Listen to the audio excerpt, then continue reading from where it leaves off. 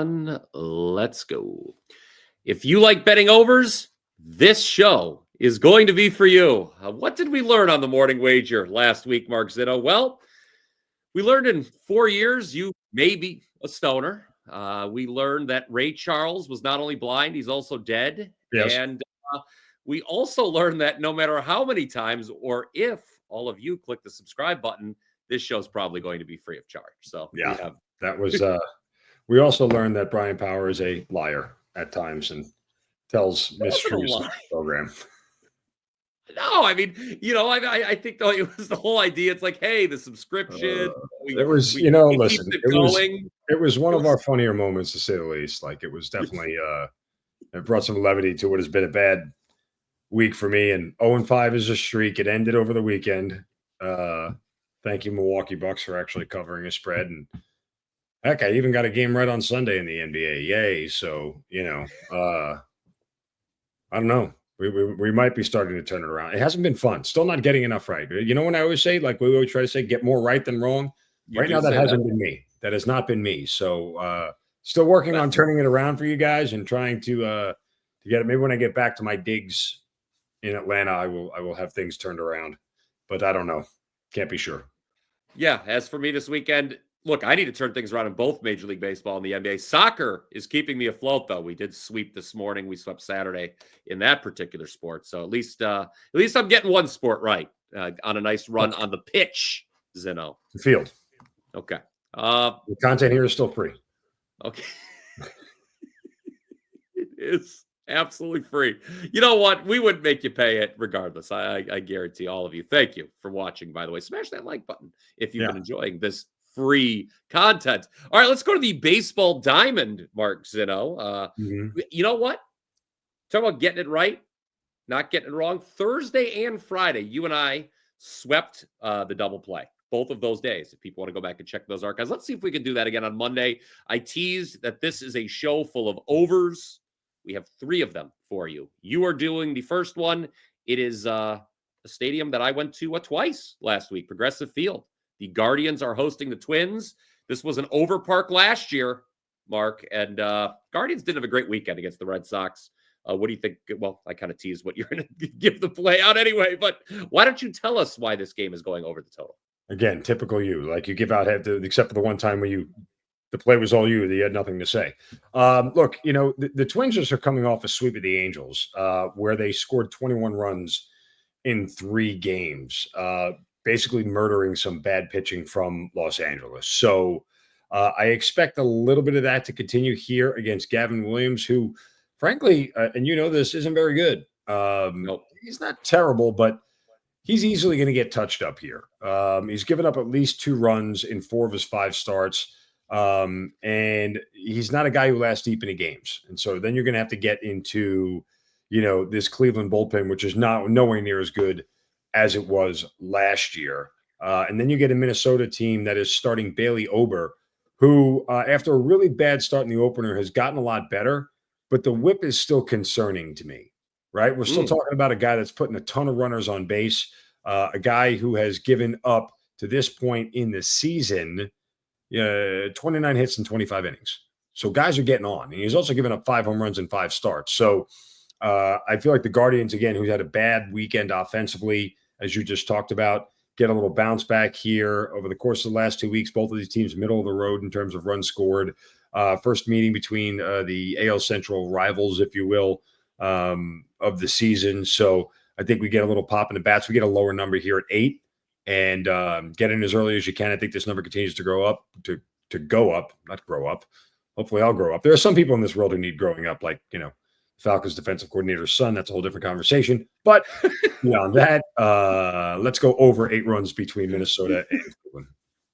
Yeah, boy, are the Atlanta Falcons. Well, maybe there is going to be a press conference this week, but are you going to be at it? When is the next time you are visiting their facility? Because I know what your question would be. There's so much to dissect there. Like, again, he's 21 years old, guys. He's still a kid, right? Like, he's not a full-fledged adult. Yes, he can vote. Yes, he can buy beer. That doesn't mean you're an adult. Like, adults have life experience, and adults know that you just don't do dumb stuff like that. So I just, It's like, this is why the Falcons can't have nice things. This is why you have 28-3, because you have people like this floating around your organization who are attached to your organization. Like, honestly, it's just ridiculous. And again, guys get pranked every year. That doesn't mean it's right. And furthermore, we're also not talking about the most notable draft prospect in it happening to in the draft, right? Whether Shedeur Sanders is the best quarterback, and that's a different conversation. He is the most notable draft prospect in the 2025 draft. And that's why this is a big deal. But I do think the NFL probably has to have some level of, punishment for going forward. I'm not saying this time, but going forward, like for data breaches, the fact that, dad left his iPad open for his son to go through. Yeah, there's a responsibility there. If you are given access to certain information you're supposed to safeguard. If you don't safeguard it, you're responsible for it. So again, whole different conversation. But anyway, it's just stupid stuff. Like, and that's the most annoying thing. It's such a preventable thing. Remember the Jerky Boys? Yes. That's when prank calls were fun. Okay. Yeah. When nobody knew who you were and there wasn't any caller ID and you didn't pose it online. And I've heard people say that. Yes, the biggest story name is he named his kid Jax. I know. I mean, the Giants quarterback is named Jackson, pop collar, frat boy, douche nozzle. Anyway, but yeah, like that's when prank calls were fun, when the Jerky Boys were around. Like those when you couldn't get caught. You don't take the prank call and then post it online like an idiot.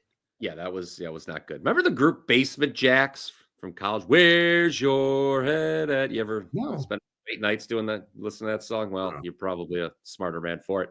Anyway, yes, please comment down below with your thoughts on the Shedeur Sanders situation. Please comment down below as we bring it back, Mark Zinno's play on the over in Guardians Twins. I, too, have an overplay. We have a little day baseball on Monday. Zinno, a rare wraparound series concluding Monday afternoon. Mets Nationals 4:05 Eastern. Give me the over 9.5. For those of you that may have missed it, Sunday, this was a wild one. Nationals erased a 6-run deficit, walked it off in the bottom of the ninth with an 8-7 win thanks to a Pete Alonso throwing error. Second time in 3 days the Nats were able to pull their feet out of the fire with a walk-off win. In between those two wins, the Mets did win Saturday's game by a score of 2-0. Now, the Mets pitching staff, Mark, we've talked about this before on the program, has been outstanding to start the year. They're still number one in fewest runs allowed, okay? They give up just 2.74 per game. That's a number that's surely going to go up over the course of 162 contests, okay? Sunday, though, actually marked the first game since April 11th. They allowed a home run. That equaled a franchise streak that went all the way back to 1988, I believe. So you got Griffin Canning starting for Monday. With an exception of a start at that hitter-friendly minor league stadium in Sacramento, Canning's been very good. He's allowed 2 earned runs or less in every other start. But should we fully trust him moving forward? I'm not so sure. You remember last season when he was with the Angels, Canning posted a career-worst strikeout rate, 6.8 per 9 innings, career-worst 5.8 ERA as well. Opposing him, Trevor Williams, similarly to Canning, 4 good starts out of 5 for Williams. But his issue, he has not gone longer than 5 innings in any start. And what does that mean, Mark? The Nationals bullpen will be in play for longer than you want to see. And they have the worst ERA in all of baseball still, over 9.5 as these NL East teams conclude a series. That is my half of the double play. All right. Well, Nets and Nationals was exciting yesterday. Yes, it was. Not for the Mets, but no. Yeah. But it was exciting for the Nationals. 2 of them, just like, what was it? Friday was as well. So, did you see yesterday how the Giants walked it off? Yes, a little league home run. I mean, come on. I gave out the under in that game on the Power 5. I know you did. And we talked about it yesterday morning. And I told you that you had guts in doing it. So, well, I mean, Rangers games have typically been very low scoring this year. And I'll tell you what, we needed that little league home run because once it gets into extra innings with the ghost runner, that's where unders go to die. But alas, it did not go into extra innings. So that was a fun one there. Hopefully it's going to be fun in our nation's capital on Monday. Again, that is over Mets Nationals 9.5. Let me know what you think about that down in the comments section below. All right, let's go to the NBA playoffs. Here's Zinno. You talked about the NBA playoffs at the top of the show. You got a couple right here in a row. I did not have a good Saturday in the NBA playoffs at all.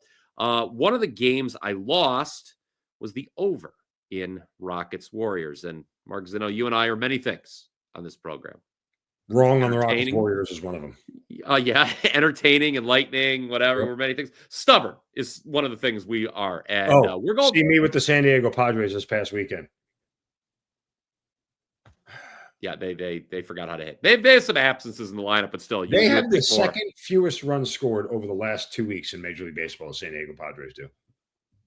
It coincides with some guys being out. Yeah, I mean, they got some guys. You kept telling me that, and I kept ignoring it, thinking that they were going to eventually just break out and score 4 or 5 runs in a game. Nope, never happened. Not once. Not the entire weekend. Score 4 runs in all 3 games of the series. Really gross. Well, in that vein, guess what we're going to do, guys? We're going to tell you to take the over in Rockets Warriors game number 4 here. It's a pivotal game for the Rockets, who, dare I say, pissed away game 3. Can I say that here on the show? I think that's fair. A fair assessment. Okay. Mm-hmm. Look, we were talking about it right before we went live. Last 2 games, these teams have scored 203 and 197. And they've done that with not good shooting. Golden State has only shot 41% each of the last 2 games. They shot what from 3 in the last game? 31%? Yep. In game 3? Still win. They're at, well, and for them, it was good enough. They still get the win. But you got to think at home. And you can do your nerd voice with Jimmy Butler in a second. I was just about to do it. Yes, you got to think they're going to shoot better from 3 in game 4. And you got to think the Rockets will shoot better. Until we get closer to tip-off to see who's playing, because Jimmy Butler's status probably won't be available till closer to tip. Yes, what would you like to add here? I know that you think Golden State's team total might be the better play, but we have to. The rule for the best bet is we have to agree. And I don't necessarily disagree with your Golden State team total read, but officially it's over 203 for the game. Yeah, again, I think Golden State's. I think it's at 103. I think if I remember correctly. Let me just double check here and see what I have on the team total. Where are we? I'll get this in a second. Home team. Oh, we got 103.5. I was right. Okay. Look, I mean, they got to 104 last game, and that includes them going in the first half with like a 4-minute scoring drought and a 6-minute scoring drought. Like, it was bad early for Golden State. And I hope they get Jimmy Butler back. And if they do, I feel even better about this whole thing as far as their team total is concerned. You're just waiting for them to have this breakout performance shooting, right? We know they're getting killed on the glass. We know that the recipe for them not losing on the glass is to put the ball in the hole, because you can't get a rebound on a shot that goes in. So they don't have to worry about it then. And I think just at some point after 3 games, Golden State has to have a shooting performance that is somewhat commensurate with what they've done all season long. So while I like the team total over, I wouldn't belie the fact that, again, if Golden State is in the 105, 106 range, that we should get to 105, 99, and we would still be good enough to get over this number. So, and I think for once, Houston might actually put together a good offensive performance for 48 minutes. Yeah, I mean, you look at the Rockets in game 3, they shot 39.5% overall from the field. Yep. So they, too, have room to grow, improve, if you will. So there you go. Show best bet over 203. Please let us know what you think of that. My guess is that's not going to be a very popular one in the comments section. No, well, we're not popular in the comment section as it is. So why should we're pretty popular? Look, the positive comments outweigh the negative. I've checked the comments. They do. The first 10 comments of any show that is released here on the WagerTalk YouTube channel, that is the Morning Wager, it's always, what a great show. My favorite show. Yeah. They never say that about any other shows. You ever notice that? Well, I don't read the comments section for those shows. I don't either. I just assume they all stink. Oh, that's not a very nice thing to say. I mean, look who's on them. Some friends of ours, some colleagues. Oh, yeah. Oh, they do. Oh, wow. They do. They do stink, see? Oh, wait a minute. No, I think he was saying they do get positive. I don't know what. Oh, I thought he was saying they do stink. I'll tell you what, that was very good work by our producer, Dan Alexander, because it can be many. Oh, there you go. They do stink. I told you. Dan getting a little, feeling his oats here. I mean, listen, this new setup that we have going on here, and by the way, the people are right. You do belong on that side. Oh, I do. Yeah, it did feel weird that one day. I was off. Remember you started lecturing me like in the first minute about my head position. That I don't Well, like. you were like this the whole time, except you weren't looking at me. I'm sorry, you were looking like this. You were looking I away from me. so I had the notes and us positioned in a way it didn't work. It was a rookie Told mistake. you. Now that we're Okay, back to normal, the okay. people I'm have glad. spoken. We listened to the comments, most of them. Some of you guys are weirdos, but it's okay. We listen to the good comments. Yes, I of just course. type in the bad ones, and YouTube deletes them, or somebody deletes them when I call you guys potsers and morons and douchebags. God, missed those somehow. Obviously, Well, that YouTube keeps deleting them because we're all sensitive and soft these days. makes You me call me sick. a bad name. All right.